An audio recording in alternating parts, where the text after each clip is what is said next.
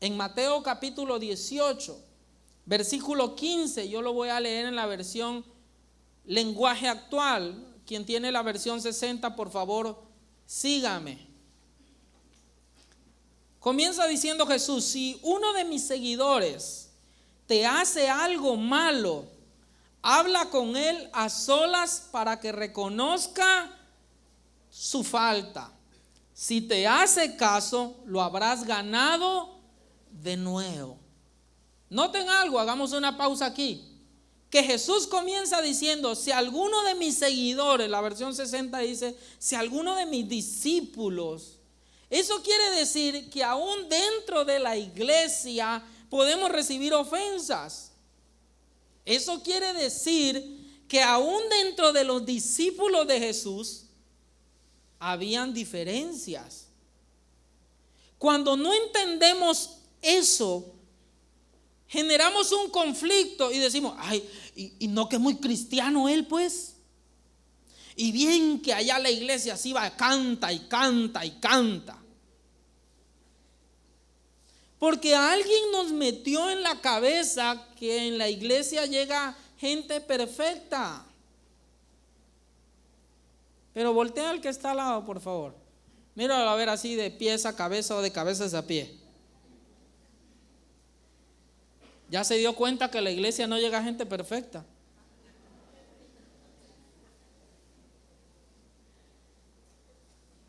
Algunos creen que los discípulos de Jesús eran como ángeles. No, algunos líderes se quejan de sus ovejas. Solo vean los discípulos de Jesús. ¿Usted se imagina que 2 de los discípulos de Jesús en una ocasión querían quemar una ciudad? Esos cuates estaban. Uno de ellos, llamado Pedro, nunca dejó el machete hasta que se llevaron a Jesús. Armado. Ya me imagino a Jesús: Pedro, ¿y ese machete, Pedro? Es por si la fe falla, Jesús. Por si la fe falla.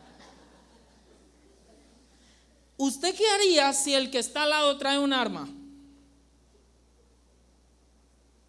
Y todavía tiene cara así de... Usted ni lo saluda. Pastora, a ese ni ofrenda le pidan. ¿A qué hora nos mata aquí? ¿No?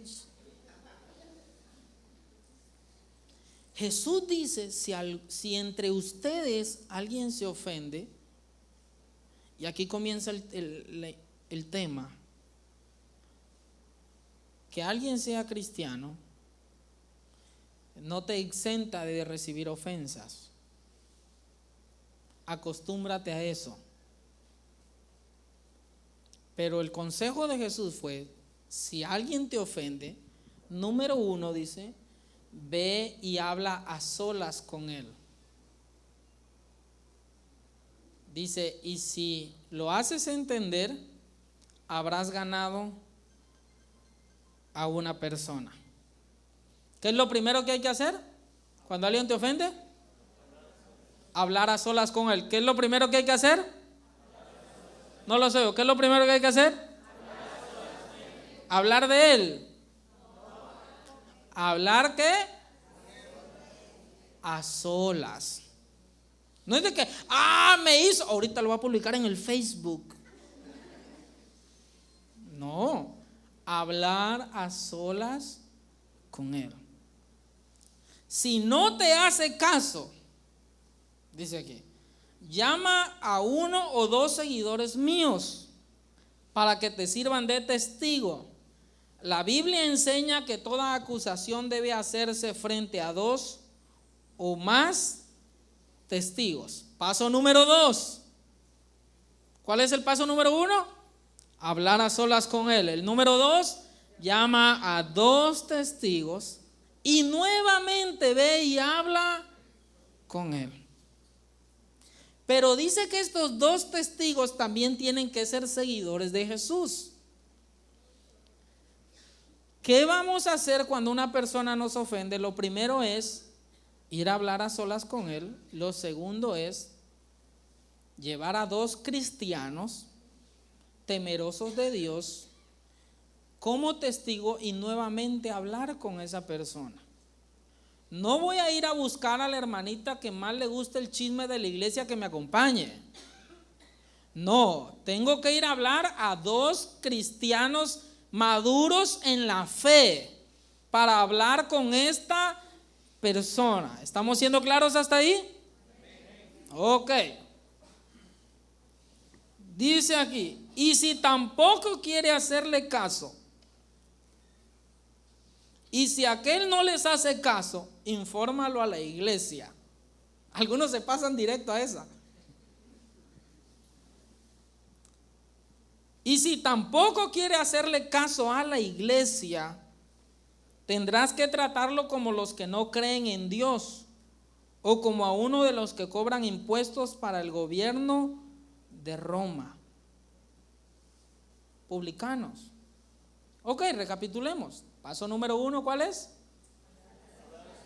Paso número 2, llevar 2 testigos y hablar con él. Paso número 3, decirlo a la iglesia, a los líderes de la iglesia. Paso número 4, tratarlo como alguien que no conoce del Señor. Eso es lo que me gusta, así hay que tratarlos, como esos pecadores, y que se vaya al infierno. Pero así no se tratan a los no cristianos. Dice que los tratemos como alguien que no es cristiano o como un publicano. ¿Quién era un publicano?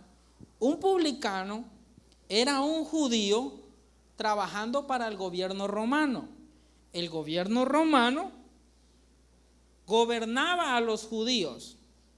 En otras palabras, un publicano lo trataban como un traidor, porque trabajaba para el bando contrario. Para que entiendan un poquito más, no quiero herir aquí sentimientos, pero para que entendamos un poco más, hagan de cuenta que un priista trabaja para un perredista y un perredista para un priista. ¿Cómo lo verían? Los publicanos así los miraba la gente, pero Jesús no los miraba así. Jesús tenía compasión de ellos. Jesús de hecho comía con ellos. Entonces, ¿cuáles son los pasos ante una ofensa? Número 1, hablar con la persona. Si no funciona, llevar a 2 testigos. Si no funciona, venir con la iglesia, con tus líderes en la iglesia. Si no funciona, trátalo como alguien que no conoce del Señor. ¿Cómo tratas a alguien que no conoce del Señor? Con misericordia. ¿Cómo es posible que ores por los niños de África que ni conoces? Señor, te pido por los niños que están en la guerra, en África, y es bueno, pero ¿cómo es posible que ores por alguien que no conoces y no ores por alguien que sí conoces, que sabe que está mal? ¿Cuál es nuestra actitud ante una persona que nos ofende? Orar por ellos. Voltéate con el que está al lado y dile: cada vez que me ofendas. No, pero díselo a él, díselo. Cada vez que me ofendas, voy a orar por ti. ¿Qué tenemos que hacer cada vez que nos ofendan? ¿Qué tenemos que hacer? Desgraciado, ahorita lo voy a poner en Facebook para que le dé vergüenza. ¿Eso es lo que hay que hacer? Ahorita le voy a ir a contar a mi mamita lo que me hizo. ¿Qué es lo que hay que hacer? Porque así se tratan a los no creyentes. Pero no orar: Señor, por favor, que se lo trague la tierra y se haga chicharrón. No. Orar para que el Señor tenga misericordia de él. El pecado es una actitud o una ofensa. El pecado son acciones que ofenden a Dios, que lastiman a quienes te rodean y te lastiman a ti mismo. Eso se llama un sentimiento de culpa. Cuando Dios te dice que no cometas pecado, lo que Dios te está queriendo decir es que te quiere cuidar. Cuando Dios te dice no matarás, no robarás, no cometerás adulterio, es porque Él te está cuidando. Cuando un padre le dice a su hijo que quiere salir a una fiesta a las 12 de la noche y le dice que no, ¿por qué le dice que no? Porque lo está cuidando. Yo no entendía eso y le decía a mi papá, es que tú estás amargado, tú viviste en otra época. Porque uno cree que nos están arruinando la vida, cuando en realidad lo que están haciendo es que nos están cuidando. Cuando tu hija de 16 años se enamoró del greñudo de la cuadra y tú le dices, mamita, no. ¿Por qué le dices que no? Porque la estás cuidando. Y se pone toda sentimental y de telenovela, es que nadie me comprende. No, mija, lo que pasa es que te estoy cuidando. Cuando Dios te dice, no toques ahí, es porque te está cuidando. Porque el pecado, aunque es atractivo, lastima, hiere, duele, corrompe. ¿Cuántas personas están enfermas a causa del pecado, de sus malas decisiones? Porque el pecado causa una herida. Y hay personas que aquí quiero ir ahondando un poco más en el tema. Hay personas que confunden la falta de perdón con una herida. El perdón es algo que tú otorgas en un instante, en un momento, pero la herida es algo que lleva un proceso para sanar. No sé si me estoy explicando. Es como las heridas físicas. Imagínese que usted va en la calle y viene alguien y lo asalta y lo hiere con una navaja acá por atrás, y usted en el momento que le dice te perdono, el hueco se cierra. No sucede así. Usted lo perdona, pero usted tiene que salir corriendo al hospital a que lo curen. Es lo mismo con una ofensa. Una ofensa provoca una herida, y aunque perdonas a quien te hirió, esa ofensa genera una herida que necesita paciencia y necesita un tratamiento para sanar. Y hay personas que no entienden eso. Hay personas que dicen, ay, mira no, que ya me perdonó pues. Y no sé qué pasa, que cuando uno tiene una herida, por ejemplo, una herida en el dedo chiquito del pie, uno nunca se golpea el pie, solo cuando lo tiene lastimado, ¿verdad? Nunca en mi vida yo he tenido un golpe en el pie sin estar lastimado, pero cuando está lastimado digo, ay, como que se atraviesan las cosas. Nunca falta, cuando uno está herido, que venga alguien y te haga un mal comentario y toca la herida y la herida hace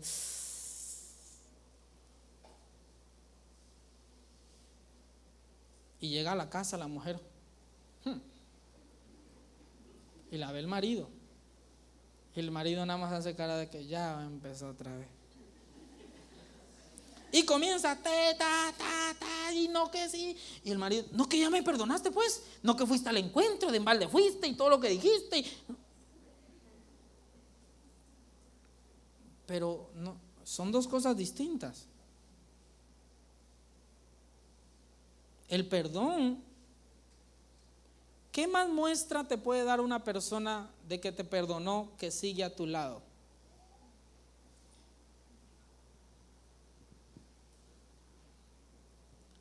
Pastor, pero es que si me perdona, que cambia esa carota que tiene. No, bueno, el perdón te lo dio. Ahora hay que entrar a un proceso de sanidad.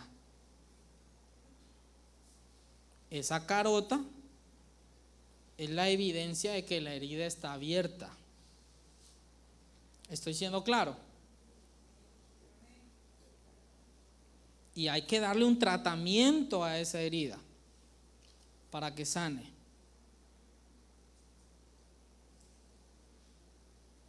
No, es que si me hubiera perdonado ya no. No. Son dos cosas distintas. Hay personas que han perdonado, pero que siguen con heridas en su corazón. Y son dos cosas diferentes. Pastor, pero es que lo que yo quiero no es solo que esté conmigo, sino que cambie su actitud. Esa actitud va a cambiar cuando sus heridas sean sanadas. Quizás tus hijos siguen contigo, tus padres siguen contigo, tus hermanos siguen contigo. Necesitan sanar. Y tenemos que aprender a cómo hacerlo. Hoy les voy a dar la medicina para cómo sanar. Anoten por favor, por ahí les voy a dar la receta. Saben que yo no sé qué pasa, pero hay una cantidad de gente que me impresiona que en lugar de decirme pastor me dice doctor. Les voy a dar la receta. La receta se llama el perdón.